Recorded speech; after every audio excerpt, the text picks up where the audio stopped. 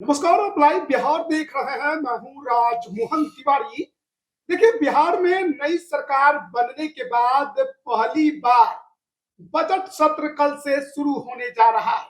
नई सरकार का ये पहला बजट सत्र है जो कि 2 फरवरी से शुरू होने जा रहा है और इसके हंगामेदार होने के पूरे आसार जताए जा रहे हैं। जैसा कि आपको मालूम होगा कि इस बार जो नई सरकार बनी है उसके पास प्रचंड बहुमत है।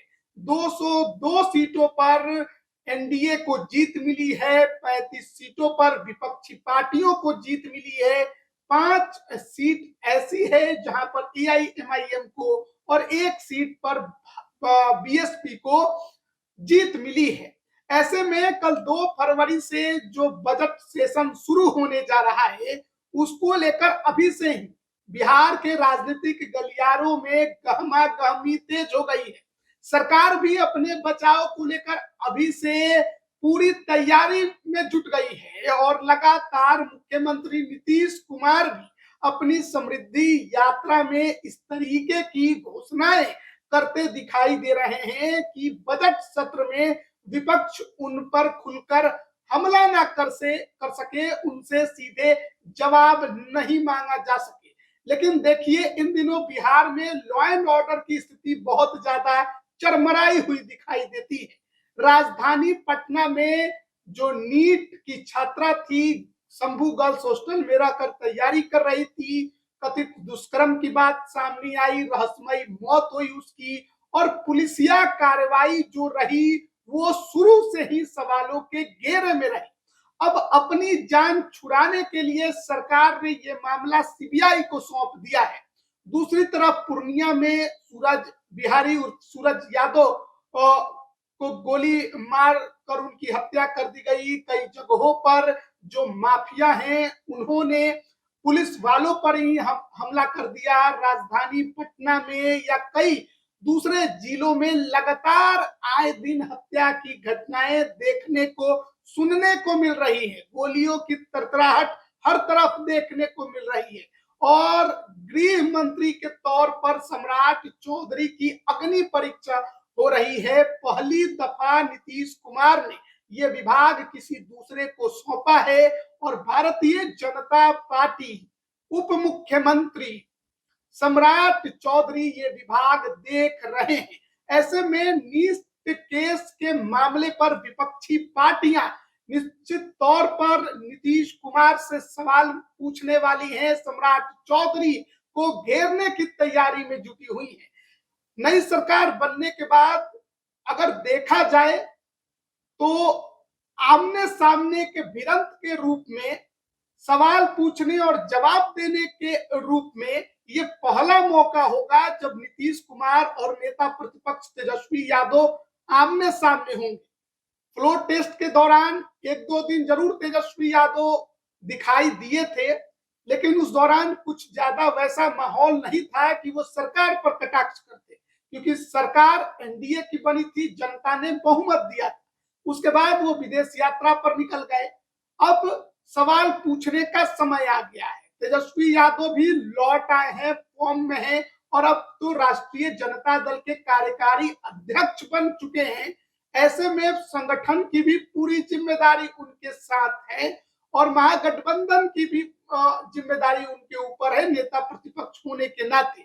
और ऐसे में जो अब तक के खबर है उसके अनुसार 2 मुद्दों पर इस बार नीतीश कुमार को और सम्राट चौधरी को सदन के अंदर घेरने की तैयारी विपक्ष ने कर ली है। जिन 2 मुद्दों की सबसे ज्यादा चर्चा हो रही है उसमें पहला मामला नीट छात्रा का ही है।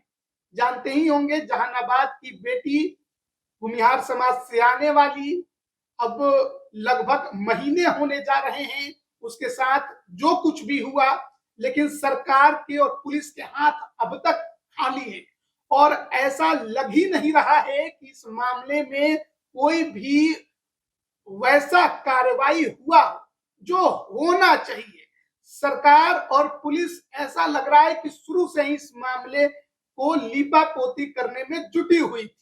लेकिन अब ये मामला सीबीआई को देने की सिफारिश सरकार की तरफ से की गई, जिसकी घोषणा डिप्टी सीएम सम्राट चौधरी ने की। और माना जा रहा है कि ये घोषणा इसी बजट सत्र के डर से किया गया, क्योंकि सरकार के हाथ खाली थे। पीड़ित परिवार को न पुलिस पर भरोसा था, न सरकार पर भरोसा था, न डिप्टी सीएम जो गृह मंत्री हैं सम्राट चौधरी उन पर भरोसा था। ऐसे में उनके सामने कोई विकल्प नहीं बचा और अपना जान छुड़ाने के लिए सरकार ने ये मामला अब सीबीआई के हाथों में सौंप दिया है।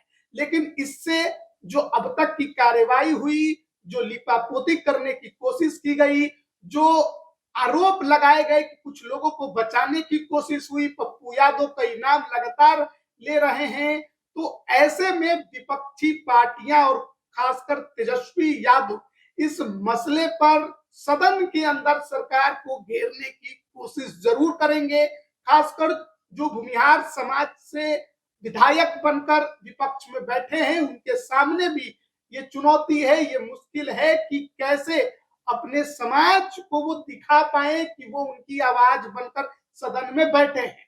दूसरी तरफ डिप्टी सीएम विजय सिन्हा जरूर पीड़ित परिवार से मिलने गए थे, लेकिन उस मिलने का और उनके आश्वासन का अब तक कोई वैसा फल देखने को नहीं मिला है। अब सीबीआई क्या इसमें अग्रतर कार्रवाई करेगी, ये तो आने वाले वक्त में पता चलेगा। लेकिन दूसरा जो मुद्दा है जिस पर सरकार को घेरने की तैयारी है, वो मुख्यमंत्री रोजगार योजना है। आपको मालूम ही होगा कि विधानसभा चुनाव से ठीक पहले बिहार सरकार ने एक नई घोषणा किया, खुद नीतीश कुमार ने किया, और जीविका दीदियों के खाते में 10-10 हजार रुपए भेजे गए और कहा गया कि ये उनको रोजगार करने के लिए दिया जा रहा है, इससे वो अपना रोजगार कोई शुरू करेंगी। और अगर उनके द्वारा रोजगार शुरू किया गया, आगे बढ़ाया गया, तो वैसे में आगे चलकर उनको 2 लाख रुपए दिए जाएंगे। अब क्योंकि बजट सत्र नजदीक आया, तो समृद्धि यात्रा में नीतीश कुमार को भी अपने इस ऐलान का एहसास हुआ और उन्होंने कई जगहों पर यह घोषणा की कि जल्द ही ये 2 लाख रुपए भी जिन जीविका दीदियों ने अपने 10,000 राशि का अच्छा इस्तेमाल किया और कोई रोजगार शुरू किया है, तो उनको 4 किस्तों में दिया जाएगा। कब तक दिया जाएगा, इसको लेकर अब तक कोई भी स्पष्टीकरण सरकार की तरफ से नहीं हो पाया है। लेकिन जरूर आश्वासन नीतीश कुमार ने अपनी समृद्धि यात्रा में दिया है। देखिए, जैसे ही बिहार में विधानसभा का चुनाव खत्म हुआ, हमने देखा कि कई ऐसे भी लोग थे जो पुरुष थे और उनके भी खातों में 10-10 हजार रुपए चले गए थे। लेकिन चुनाव खत्म होते ही उनसे वो पैसे रिटर्न मांगना शुरू कर दिया गया था। तो अब वो 2 लाख रुपए का मुद्दा और जो पुरुषों के भी खाते में पैसे डाल दिए गए थे, उसको मुद्दा बनाने की कोशिश इस बार बजट सत्र के दौरान विपक्ष करने की कोशिश करेगा। अब देखना है कि इसमें कितनी कामयाबी विपक्ष को मिलती है, वो जन सरोकार के कितने मुद्दों को उठाता है, सरकार को कितना वो लॉ एंड ऑर्डर के मामले पर घेर पाता है, इस नीट केस के मामले पर घेर पाता है। बड़ा सवाल तो ये भी है कि नेता प्रतिपक्ष तेजस्वी यादव सदन में मौजूद रहेंगे या नहीं रहेंगे, क्योंकि कई मौकों पर नेता प्रतिपक्ष तेजस्वी यादव सदन से गायब रहे हैं। हालांकि उम्मीद है, क्योंकि अब तो राष्ट्रीय कार्यकारी अध्यक्ष भी पार्टी के वो बन चुके हैं, संगठन को आगे ले जाने की बात उन्होंने कही है और उनका पूरा ध्यान बजट सत्र पर है, ऐसा वो अपने भाषणों में भी कह चुके हैं। जो राष्ट्रीय कार्यकारी बने थे तब भी उन्होंने इस बात को दोहराया था। तो ऐसे में देखना बड़ा दिलचस्प होगा कि जब आमने सामने एक तरफ नीतीश कुमार सम्राट चौधरी होंगे, दूसरी तरफ तेजस्वी यादव होंगे, तो ये कितना मामला बिगड़ता है, सदन कितना हंगामेदार बनता है, विपक्ष सरकार को कितना घेर पाता है, जन सरोकार के मुद्दों पर सरकार जो है वो कितना जवाब विपक्ष को दे पाती है। तो बने रहिएगा हमारे साथ, तमाम अपडेट हम आप तक पहुंचा रहे हैं। आप सभी का बहुत बहुत धन्यवाद।